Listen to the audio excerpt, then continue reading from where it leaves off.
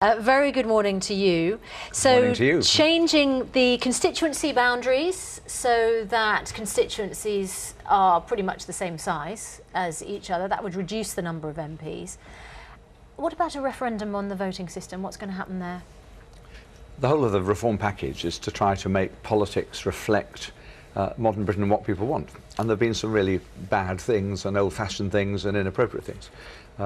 We've had a voting system that doesn't give everybody a chance to influence the result. There have been many safe seats. That's why, in my view, we've had some of the corruption and expenses scandals. People thought they'd be there for life, whatever the voters said.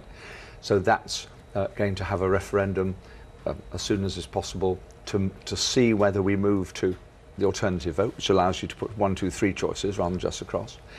We're going to change the House of Lords so it's mainly or wholly elected. That's been on the agenda for 150 years. We're going to make sure constituencies do have the same number of voters. There'll be exceptions, of course, Orkney and Shetland, the Western Isles and so on. But in general, people expect that when they elect a Member of Parliament, their vote counts as much in where you live as where I live, and that's got to be right. Yeah. And we're in favour of smaller government because we think that the country has spent too much money on Parliament and government, but giving more power to MPs over the government. Just to pick up on one thing you said there, yes. You mentioned alternative votes. Now, didn't the Lib Dems want single transferable We vote? want a fully proportional system, a fully representative parliament, which says that, for example, if a third of the public vote Conservative or a third vote Liberal Democrat, a third of the MPs, of course that's what we want. But we have to persuade our colleagues.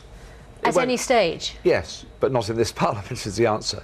And there's been an agreement that we proceed to ask the British public if they're willing to move to a fairer system, and there'll be a referendum, and people would take different sides of the argument. We'll be arguing for change, so will, I hope, many other progressives in the country. The Conservatives may not, but we think we can win that argument.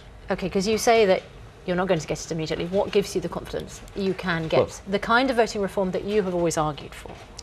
The fantastic thing about this government is that it's going to be a government of huge reform.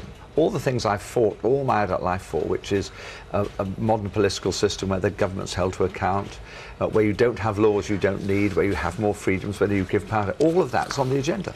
And that, I've been around the country in the last week and people say, we are feeling liberated, and that's what we want to do, make you and everybody else feel liberated. Okay. Simon Hughes, in optimistic mood. Thank you very much Always, indeed. Thank you. Are you feeling liberated?